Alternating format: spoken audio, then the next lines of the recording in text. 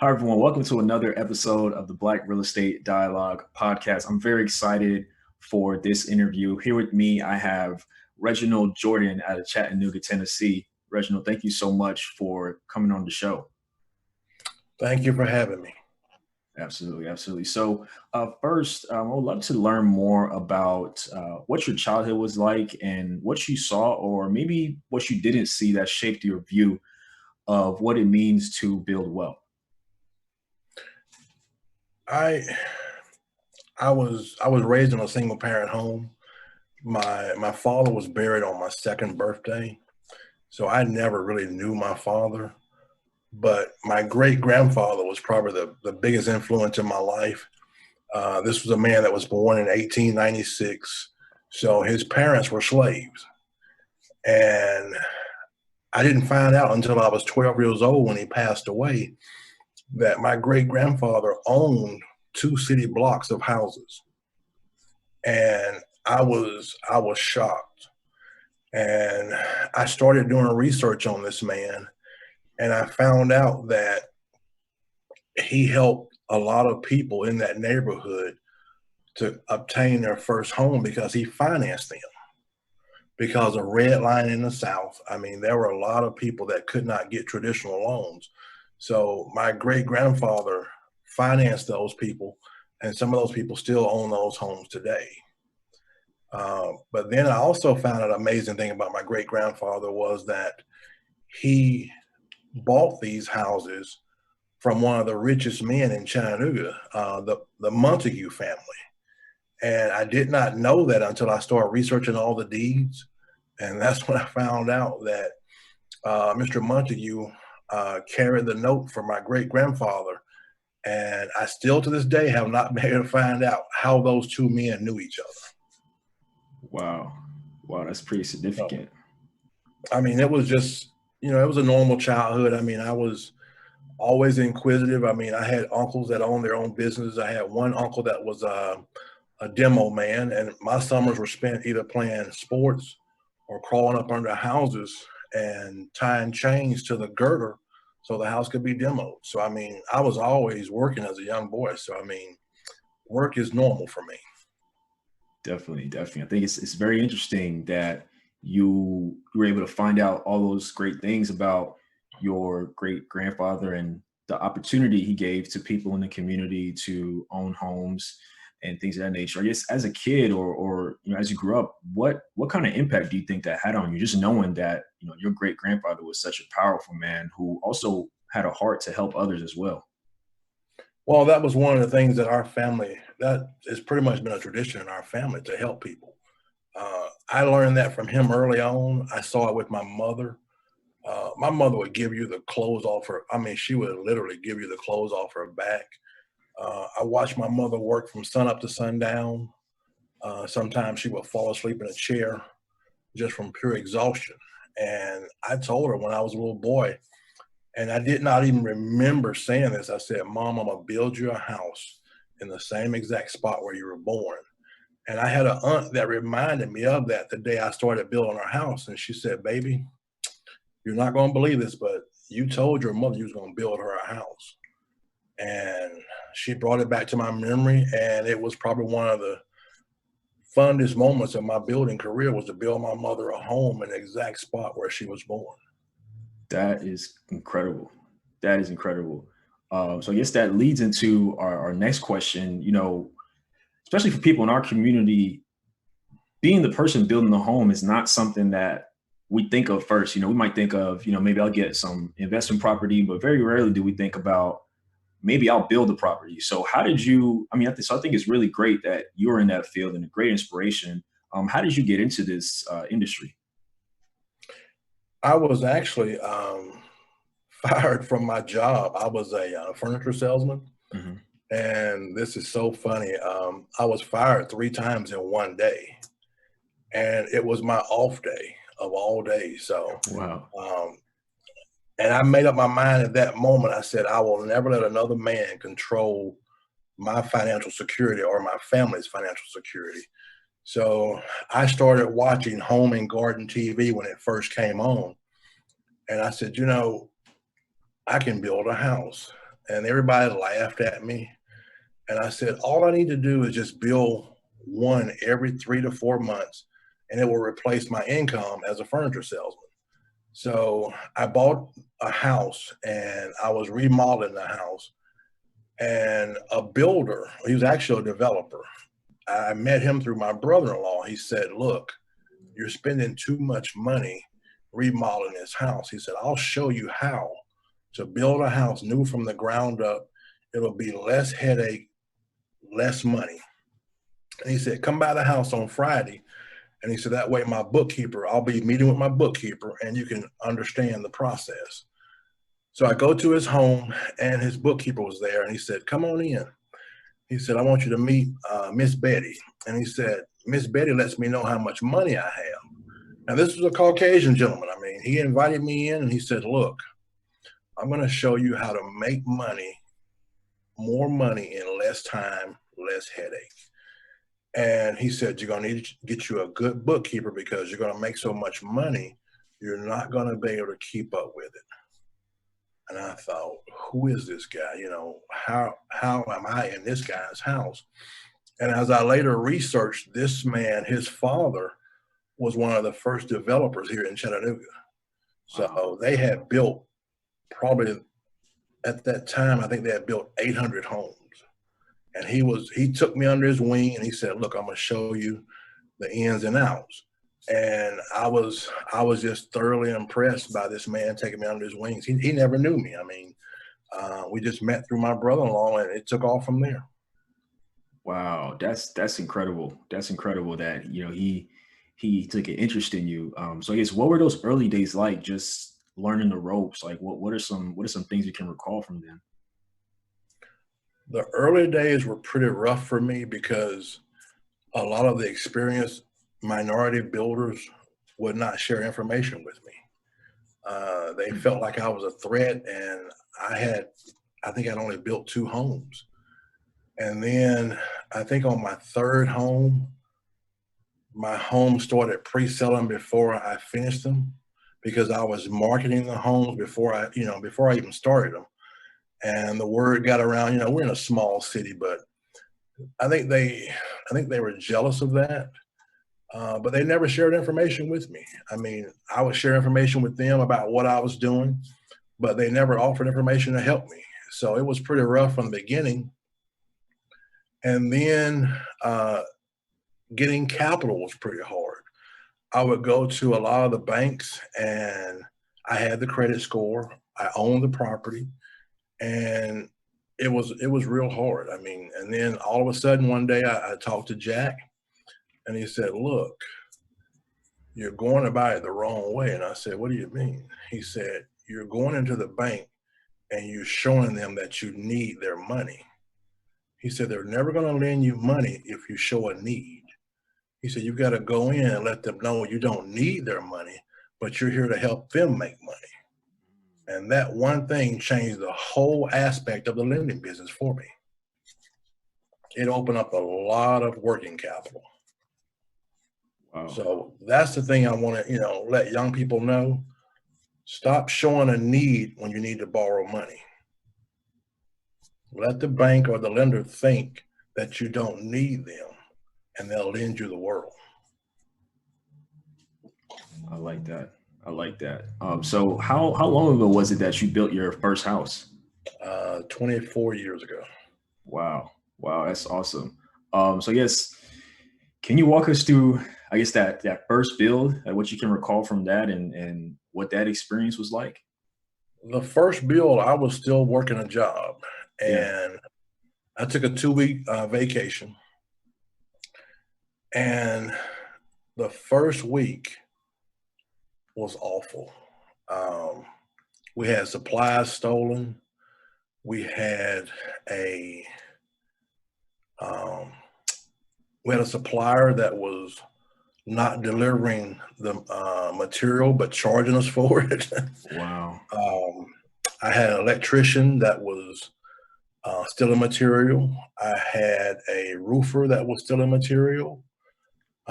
You name it, everybody was stealing. I had a neighbor that was fighting me over a fence that was actually on my side of the property. It was probably one of the worst experiences I ever had. And I thought about, am I doing the right thing? And I went and talked to my wife, and she said, look, if this is the worst thing that could happen, that lets you know that you're on the right path.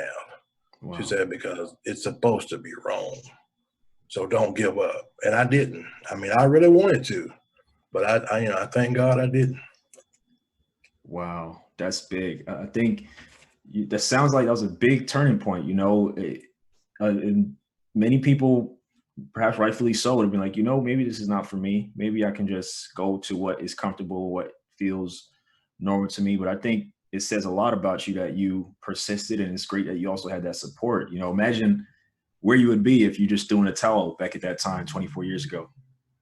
Yeah, I would probably be working somewhere that I didn't like, not making an impact on the community, not being able to empower young people, boys and girls. I mean, I've been a school teacher, you name it, I've done it all. Yeah. So, I mean, my thing right now is I want to leave a business to my two sons. I have two grandkids right now. My 8-year-old granddaughter can read a blueprint.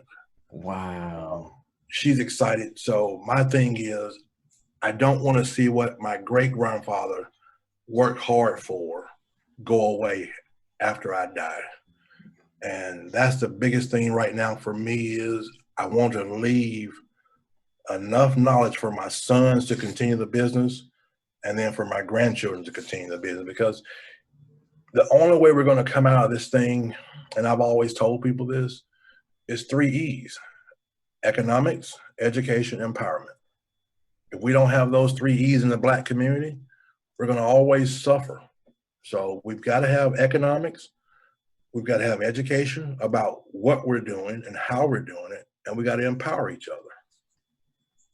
Absolutely. Absolutely. And speaking of your family, how involved have they been over the years? I know you mentioned that your granddaughter, she can already read a blueprint. So what's it like? Well, I guess what's it been like over the past 20 plus years with the family, just seeing you do everything that you've been able to do?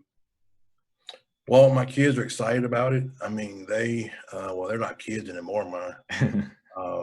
My sons can basically do the day-to-day operations. Wow.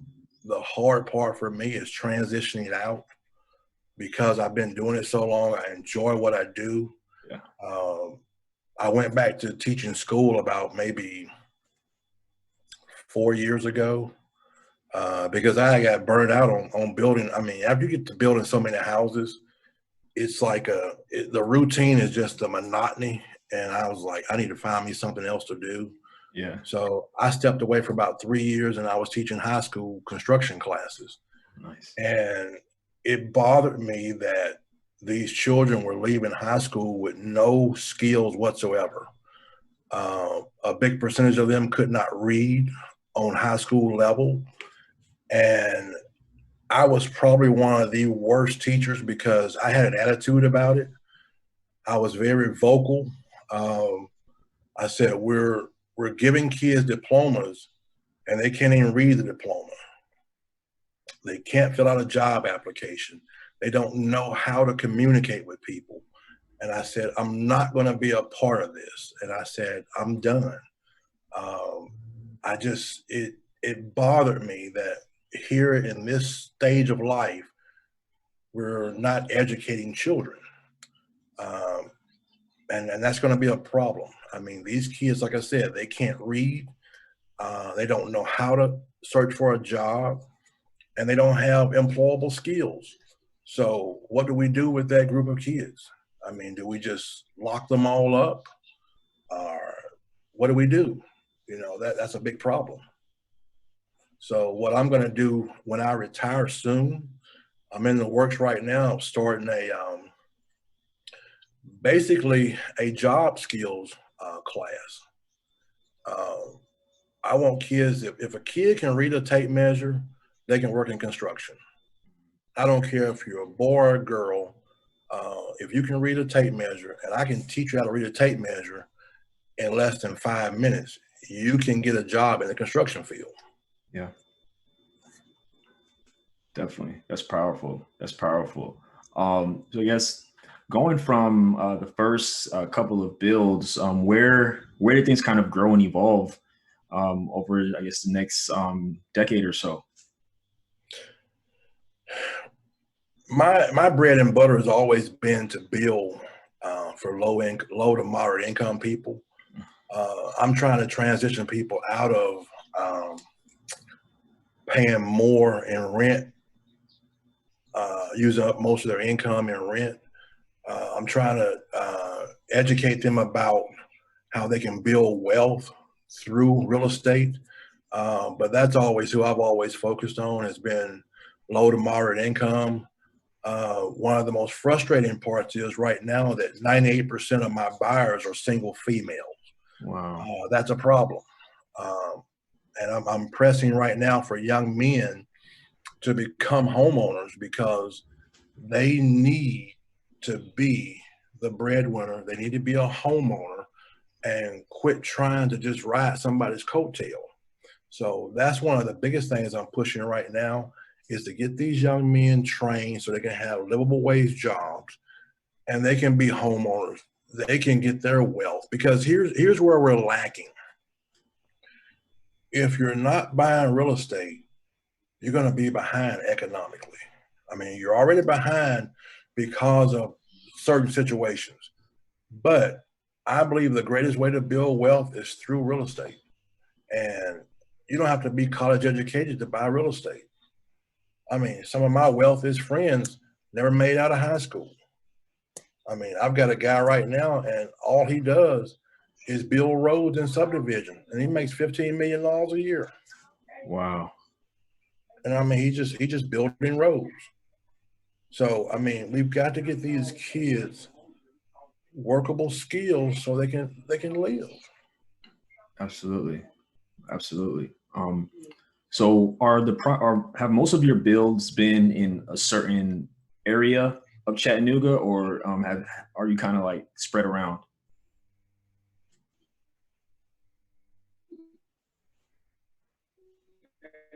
I'm in the hood. All of my bills are in the hood. Definitely. Maybe of the 400 houses I've built, maybe only 10 have not been in the hood. For sure. That's mainly where I concentrate on, in those neighborhoods, and show the elderly people that, hey, somebody does care. Mm-hmm. One of the things I do is, when I go into a neighborhood to help rebuild it, I make sure that the elderly people around the home, their property taxes are not raised. Wow. I get their property taxes frozen. So grandmother and grandfather are not affected by that new home being built by them. Right. Okay. So I get their property tax frozen, but the value of their home goes up. So they can leave something to the next generation. But at the same time, I don't want grandmother or grandfather to lose their home because they can't pay higher property taxes. So, I mean, that's one of the things that we make sure of, is if we go on a certain block, we make sure that all the elderly people on that block, we get their property taxes frozen. Wow. So they're not affected by the new growth. Wow. Wow. I really like that you mentioned that for a couple of reasons. One, all over the country, right? We see communities where most of our people are. There's new development, new things are happening. And one of the first things people say, well, what about property tax? What about, the elderly who live here? So can you talk to us about, I guess, what that conversation is like with the powers that be, to incentivize them to freeze the property tax? Like, what does that look like in your particular market? Well, it's not a hard thing, because it's the morally right thing to do. Okay. Yeah.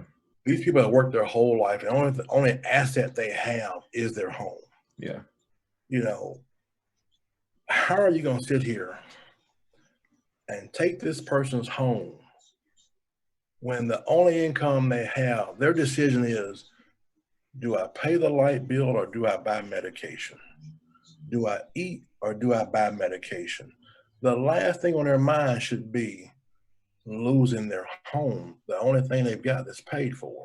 Right. So that was one of the first things I said I'm going to do. If we ever go on a block, we're going to make sure their property taxes get frozen. Yeah. If we have to fill the paperwork out ourselves, I'm not depending on anybody else.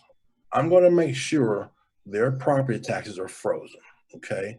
Not only that, I'm going to go to the state for them because there are incentives where the state will pay a big proportion of their property tax. Wow. See, a lot of us don't know these things in inner city areas. So when these outside developers come in, they're not caring about these people in the neighborhood. Yeah. That's not their problem. But me, someone who's lived here my whole life, and I know the burden it is on elderly people. Right now, elderly people are our fastest growing population. They're projecting by 2030 that we'll have more homeless elderly people than any population group, the baby boomers, of any population in our group. So I'm here to protect them. Okay. I'm trying to build a new house in your neighborhood. So now you'll have more police coverage. So your crime is going down because now you have homeowners and not renters. But at the same time, I'm going to make sure your property taxes stay frozen, and I'll make sure the state helps you pay your property tax. Wow. I like that. I like that a lot. And, a lot of people think, to be in business, to build wealth, you have to be this, macho and sensitive person who doesn't care about people, but it's not true. You can and you should be somebody who cares about others, as you're growing your business. And I feel like, being that way will help you to grow your business. It'll help you to build more relationships and, looking out for the next person. It always comes back to you. So I think it's great that you make it a point to do that. And as you mentioned, you built hundreds of houses. So, if you think about that fact, you can only imagine how many families you've helped, be able to stay and keep their homes, even though new things are happening around them. How many, descendants of those who maybe have gone on since then are able to pass their houses down and all those things, simply because you decided to go the extra mile and help, and not just like be this person coming in the neighborhood, just building up and not caring about what happens to those who are around. So I think, it's something I definitely don't want to pass over, and something I think is very commendable. Well, you have to realize that a big percentage of our people have never owned homes. Mm-hmm. A lot of my buyers are first-time home buyers in the history of their family. Wow. So you have to not only educate the buyer before the sale, you have to educate them after the sale. Yeah. It's a constant ongoing thing because you do not want them to lose this asset. Okay. Mm-hmm. So like I said, the 3 E's: education, economics, empowerment. Those 3 are very key, because if they miss any one of those components, they're back to paying rent, paying a big percentage of their income towards rent. So I'm trying to eliminate that, period. Yeah. Absolutely. I love it. I love it. So I think it's great that, also, you focus your builds in the hood, in areas where most likely it'll be us. Can you talk about why you decided to do that instead of going to maybe more affluent areas? I guess what was it for you that just, inspired you to just make that your niche, and just the areas where you chose to build? Well, I thought about my great grandfather, how he helped people. When I first started building, I could have easily gone to the suburbs. But then I thought about it. I said, wait a minute. Here's an untapped market. Nobody's thinking about the hood. I've got untapped buyers that nobody's thinking about. I can educate them, and there'll be 3 and 4 generations of buyers, which that's what I'm on now. I've got grandkids that are buying from me where their grandparents bought from me. Wow. So the whole thing was, I need residual buyers. Yep. So I'm trying to change the course of that family's life. I'm trying to change that family tree. So why not in the hood? Yeah. Nobody's thinking about the hood until they want to gentrify it. I have been known to go into neighborhoods and build a low-income house just to stop gentrification. Wow. And I've had people get mad at me, and I do it on purpose. I'll go in there and build 1,000-square-foot house, and I know it's only going to appraise for $100,000, but that gives that neighborhood time to adapt and maybe stave off gentrification. Okay, nobody's going to come and build a mansion beside $100,000 house. So I kind of, I guess I'm the Black Robin Hood. I save your neighborhood because I know what's coming. I go to planning meetings. Yeah. I know what they're planning. I tell you, I let you know, but some people listen, some people don't. I mean, I can't save everybody, but like my wife says some days, hey, take your cape off, put it in the drawer and chill out. Yeah. So I listen to my wife. That's always good advice, right? Oh yeah. You got to have that person that when you're a visionary, you got to have that person that you can sound off to at 1 or 2 or 3 o'clock in the morning, that don't go off, that listens to you and says, okay, now what? And I mean, we've been together since high school. So, I mean, wow. That's my sounding board. I mean, when I told her I was leaving my job, she didn't get upset. She went and prayed. We had a newborn child. She said, I'm going to pray.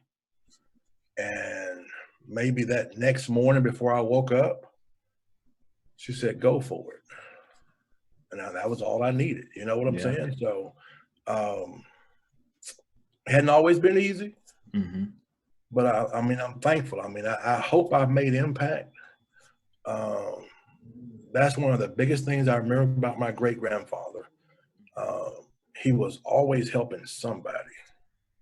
And I remember his kids would always say that, reach back and help somebody. And that's what it's all about. We've got to help each other. I mean, nobody's coming to our rescue. Nobody's going to, pull us up out of what we're in. We gotta do it together. Yeah. Nobody's coming to rescue us. So I mean, we need to quit thinking that. We're the only help we've got. 100%. So, let's say you have a young person, or maybe not a young person, maybe just someone, a Black woman or man who is interested in new builds, but, maybe they've never heard of anybody who did a new build, or maybe they listen to this and they're like, it sparks their interest. What advice would you give to someone in that position who's just very green, but, they're very interested in getting into this industry? Do your research. And then find someone that you can follow. I mean, I'm on Instagram. I mean, I was never intending to be on social media. My youngest son said, Dad, you need to go on Instagram. I said, what is that? And he said, you need to go on Instagram. I said, okay, well, show me how. And find somebody that's doing what you're doing and then follow them, okay? Don't follow somebody just because they have a lot of followers, okay? Yep. I've seen a lot of followers on people here on Instagram, and they can't read a tape measure. So research the people, follow them, and see what they're doing. Not what they say they're doing, see what they're doing. Now, here's something that a lot of new people can do. If you want to get into this building game, check your local community college and see if they have a one-day course where you can get your your contractor's license without having to take a test.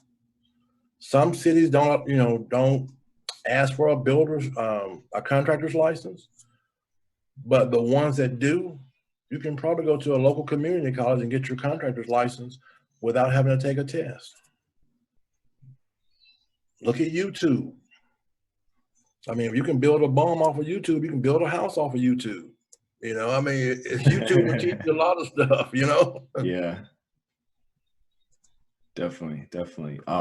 So can you walk us through the process? Let's say, you identified a piece of land or where you like to build a house, like what is generally, your process, I guess, from just identifying it to going through and, we have a new house. I mean, of course, like, a condensed version, I'm sure it's not, I'm sure you can spend hours kind of describing it, but I guess at a high level, like what will be the steps involved in that process? For locating a piece of land? Yeah, locating and then building. I do a lot of riding in my truck. So mainly in the inner city, you're going to find a lot of overgrown lots. Once you find an overgrown lot, research and, find out who owns it. A lot of times it may be an out-of-town owner. So they're tired of the city sending them notices about, overgrown grass and being fined. I have gotten lots, building lots for $100. I have gotten them, $200. I've had people give me lots Wow. because they got tired of the city, citing them to court. But when you find a lot, the first thing you want to find out is what are the dimensions and what's zoned. What is it zoned for? A lot of people want to build multifamily in a residential area, and that's not allowed. So that's the two most important things. Find out your lot dimensions, what let's say what is zoned to build, and then go from there. Once you find that out, then that's when you want to find out how much house can I put on this lot and who's my buyer, who's my target buyer. I've been blessed right now to where our homes are pretty much, we've got people lined up just waiting. Wow. So we can pretty much pinpoint who's going where. We can kind of tell them in advance, okay, here's an address, go look at it, see what you like, and then let's pick a house out. That's one of the things that we're dealing with right now is land has gotten expensive and lumber prices have tripled. Wow. So we're still working through it, but because of COVID and the hurricane season, this last house that we're working on right now, the last two, the lumber package tripled. Wow. So that's put somewhat of a crimp in our building process. But I told my son, just go ahead and build. I mean, we can't stop because of that. But it happens every year, every hurricane season. Mm-hmm. The manufacturers find a reason, quote unquote reason, to increase the prices. And this is their way of not getting sued for price gouging, because they have a legitimate reason. They say, well, hurricanes hit the production mills in Louisiana, and plus COVID hurt labor. So it's crazy. But you work through it, though. You know what I'm saying? You can't let that stop you. Definitely. And are your sons, are they both involved in the business? Yes. Oh, awesome. Yeah. Awesome. Yeah, they're both. They're trying to get me out. I mean, they tell me every day, "Old man, go sit down." I'm like, nah, not yet. Yeah. I enjoy what I do. The joy of seeing a single mom move out of a housing project, and then to see a kid, man, that run into their own bedroom or play in their own yard. The joy of seeing that never gets old, man. It never gets old. Never. Because they were always told, you can't have that. Mm-hmm. Yep. That's not for you. And just the joy of seeing, the tears of that single mom at the closing table crying. Wow. Because nobody in the history of their family has ever owned a home. That's my joy right there, man. I mean, I've sold houses at cost just to see that woman come out of that housing project. Wow. That's big. I mean that there's no greater joy than to uplift another human when life has told them you'll never get that. Don't let Mr. Jordan hear that. Mm-mm. Like, come on, baby, let's see what we can do for you. Because these people just need somebody to encourage them. Mm-hmm. And I mean, there's no greater feeling, like I said, when they see their name on that deed and you give them those keys and that kid runs up and hugs you and says, thank you. Oh, man. Wow. That's a beautiful thing. Definitely. Definitely. That's incredible. So as far as the type of homes you build, do you have like a template or like a blueprint that you go by, or do you do different kinds of homes? Like what does that look like? I basically built 5 homes. I mean, I've got 5 patterns. I mean, Yeah. they range from 2-bedroom, 3-bedroom, up to 4-bedroom. But I let people go right now. I let them go online, find something you like, send it to me, and I'll send it over to my architect, and we'll draw it for you just for you. You know, Yeah. I try to stay away from custom homes because here's what I'm trying to show them. Let's start with something basic. Let it grow in value, Mm-hmm. and then we're going to take baby steps. I have a lady right now that she trusted me 20 years ago. She was a single mom at the time. She had 2 kids, I think, at the time. Mm-hmm. Bought her first house, and she put like I think $1,000. Memory serves me right, $1,000 now. Mm-hmm. And it was a 3-bedroom house. She came back to me 6 years later when her job, she went from working a chicken plant Mm-hmm. to she was a supervisor now. She said, I want another house. I said, okay. I said, let's get the first one sold. She said, oh no, we're not selling that first one. I'm going to keep it as a rental house. I said, okay. So we built her the second house. The first house brought in enough rent to where it almost paid her mortgage on the second house. Wow. Now her income has increased. She comes back to me 3 years ago and says, okay, I'm ready for my dream home. I said, so what are we doing with those other 2 houses? She said, let's sell them now. She put $150,000 down on her dream home. The profit from those first 2 houses, all because she followed the process. Wow. That's big. That's big. Yeah. That was major. I mean, she said, I'm gonna put 150 down. I said, 150 what? She said, I made 75,000 off both of those first 2 houses you built for me. And I was like, you were patient. You followed the blueprint. She said, oh yeah. She said, I listened. She said, you never thought I wouldn't listen, but I listened. That's awesome. That's awesome. It must be really awesome to see that. And so as far as, so how many homes do you think you built over the past, say 24 years? I think I stopped counting it. I think I'm up to 400. Wow. I stopped counting. I mean, you get to a point, you stop counting. You just really enjoy the process.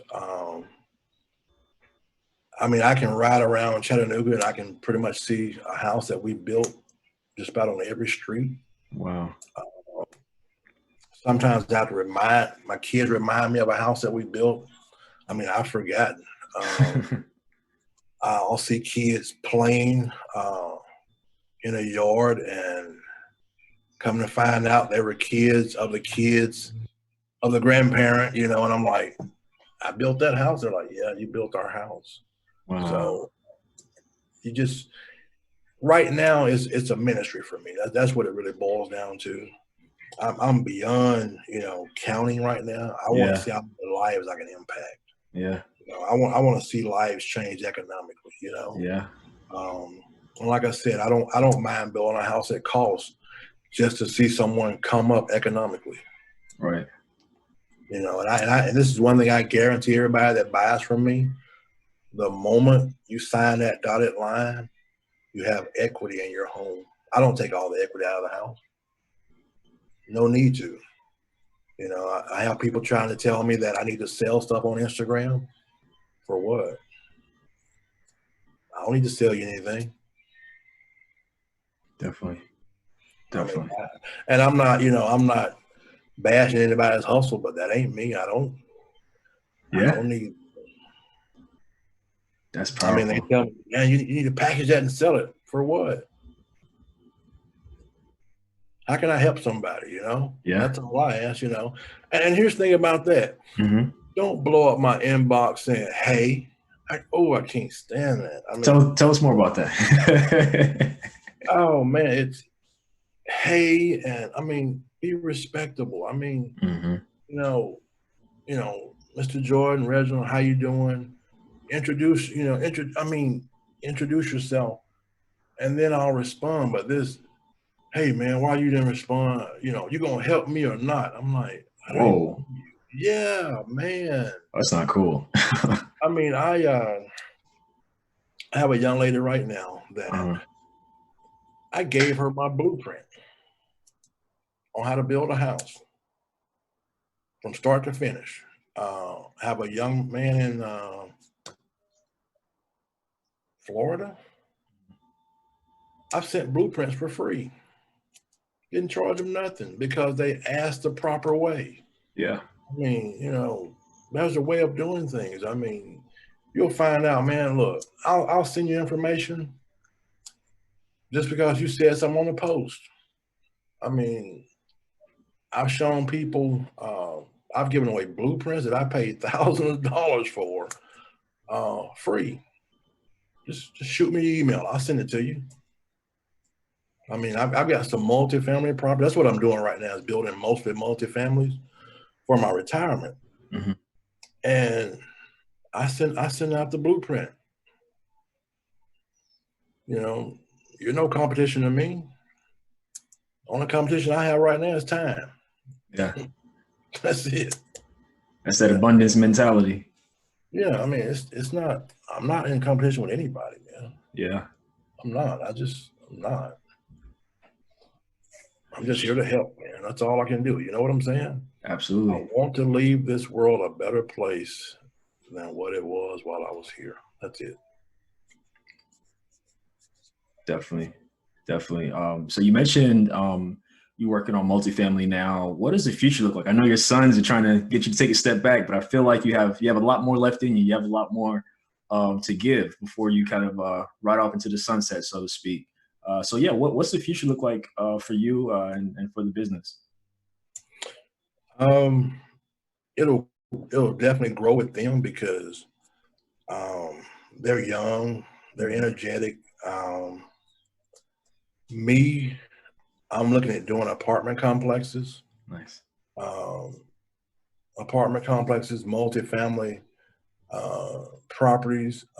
My main focus right now is building multifamily or apartment complexes for low income retired people. Nice. I want to build a couple of gated communities to where these people can be safe, and I want to build them in the hood. I want them to have a place where they'll have full medical people on staff all the time. They have their own walking park, a lake, barbecue pavilions, whatnot. But I want it to be a gated community because I want them to feel safe. And I don't want it to feel like it's institutionalized. Yeah. I want it to be separate, like little cottages where they can have their independence. They can come and go, but it's going to be on my nickel. Yeah. Okay. I want to take care of the ones that took care of us. Yeah. That's my goal. I want them to live the last days of their life unbothered about anything. The last thing they need to think about is, I've got this little retirement check. What am I going to do with it? Well, what if you want to go drop it like it's hot or whatever you want to do? It's your money. I got your food. I got your medical. I got your house. I got you covered. It's on me. Go live life. Yeah. That's my dream right now for retirement. It's for these seniors who took care of us to live their life to the fullest, man. 100%. And wow, this has really been a great interview. And the main thing that I gather from here is just you lead with giving. It's in your heart to give and to help people. And I personally believe, in addition to your skill for this work, I believe your heart and just wanting to give and help people to build wealth, help people to have a better future, I believe that's led to a lot of your success. And I can tell, like, it keeps you going, you know, just knowing that there's more people to help, there's more work to do. So it's just, I'm blown away right now. I'm blown away. I'm very, it means a lot to see a Black man who thinks that way, you know, because a lot of times, you know, through the media and through other ways, like, we're raised to just, in many ways, to just be these people, these men who just think about ourselves and want to, you know, how can I look good? How can I impress people? But it's not really popular or common to give and just to want to help people. And I really want people in our community to realize you get everything in life from what you're willing to give people, you know, what you're willing to, you know, you help somebody have a better future, you'll be blessed. You know, you will receive what you want. If in your heart you really want to help people, you know, money is a byproduct of giving and helping. You know, you can prosper. You know, and I think just your story, just, you know, talking about being fired from the job and, you know, meeting the gentleman who took you under his wing and what you've been able to do to this day, and now you have your sons as parts of the business. You know, I just think it's an incredible story.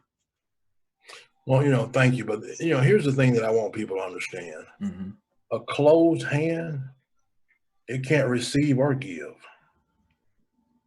And that's the analogy I always give with my sons. As long as your hand is closed, you can't receive, you can't give. Until you open your hand, nothing's going to happen. You can't, a closed hand can never receive anything. It can never give anything. And that's where I think we missed it at. We think we got to hoard it up until ourselves. Mm-hmm. Nothing's going to come in, nothing's going to go out.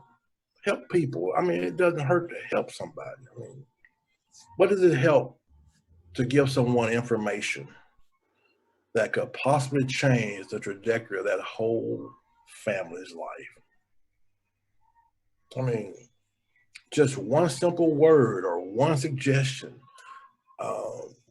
You could keep a kid, you know, out of prison, out of a gang, out of a grave. It's just, we've got to be more giving to each other, because, hey, we're only 13% of the population. So we gotta thrive some kind of way. Absolutely. Absolutely. And, you know, is there anything else you'd like to leave with our listeners? Any advice or words of wisdom for those who are interested in building wealth and, you know, get into real estate, new builds, and all those things? Well, the best business book you can read is The Hare and the Tortoise. That's the best business book I would advise you to read, Mm-hmm. because it'll teach you about having patience, learn how to be a research geek. Just because someone says it or it's on YouTube or whatnot, research it and find out for yourself. And the biggest thing I would say is help somebody. You'd be surprised that one seed you plant could be the seed that changed your whole life. You'll never know how much you can help somebody, you know, with that one seed of advice, you know. So I tell young people all the time, don't be selfish, help somebody. Definitely. You know, that's my thing, man. Help somebody. Yeah. You know, hey, help's on the way. That's what Country Wayne says. Help's on the way. He's funny. I haven't watched his videos in a while. I gotta catch up on I gotta catch up on some of his videos. That's great, man. And also, you are our first guest from Tennessee. So can you tell us more about Chattanooga and just, like, you know, real estate wise, where things are at from where you perceive, you know, perhaps some new things coming to the city, how it's grown over the years? Chattanooga went from being a tourist town, you know, Sea Rock City, you know, Lookout Mountain. It was really known for industry. We have the foundries here that make they were making brakes for cars. They were making fire hydrants, which they still are. Chattanooga is well known for making fire go over the plants. So, and now they have about maybe 7,000 employees. They made a $9 billion investment into the community. So just building that plant made the real estate industry just boom. According to our local Home Builders Association, we're about 8,500 doors short for serving the people. Wow. So what that tells you is you cannot build houses fast enough. Wow. You cannot build apartments fast enough because we're 8,500 doors short. But at the same time, homes below 150, nobody's building homes below 150 but me. I'm the only builder in this town that will do it. Yeah. It's profitable. Don't get me wrong. I mean, I have a house right now that same house, different location. In one location is 150. In a gentrified neighborhood is 290. Yeah. Same house. House never changed. It was just the location. Do I regret not, going to those neighborhoods more? Nah. I hadn't missed a meal. Yeah. I mean, I get frustrated some days when I think about going to those areas. But then again, I remember what my mission, my ministry is, to help the underserved. Definitely. I'm not lacking anything right now, Yeah. I'm served, because they need housing too. Yeah. They need their own bed. My granddaughter will. I'll continue to take care of elderly people because nobody else is looking out for them. Somebody's got to be their advocate. Why not me? Definitely. So, Chattanooga is it's changing rapidly. But no matter how many people come into town, I mean, we have the fastest internet in the world. Yeah. But at the same time, we still have people that can't afford to pay rent, but can buy a house. It's crazy. I mean, but those are the times that we live in. But at the same time, I'm still going to help the underserved because they need houses too. Definitely. Awesome. Well, Reginald, really appreciate you coming on the show. Definitely learned a lot, and I'm sure our listeners will learn a great deal as well. So I definitely appreciate you taking the time. Man, thank you for the opportunity. I'm really humbled by it. I mean, you may not see me on Instagram anymore, but no, I'm very humble. I thank you for the opportunity, and if I can help anybody, man, just reach out to me the right way. Don't. Yeah. But I'll help anybody I can. So thank you always, man. Thank you. For sure. And where can people find you and keep in contact with you? I'm at Reg the Builder on Instagram, or they can reach me at Infinite Construction TN LLC at gmail.com. I'm always available. Awesome. Well, thank you everyone for listening to another episode of the Black Real Estate Dialogue.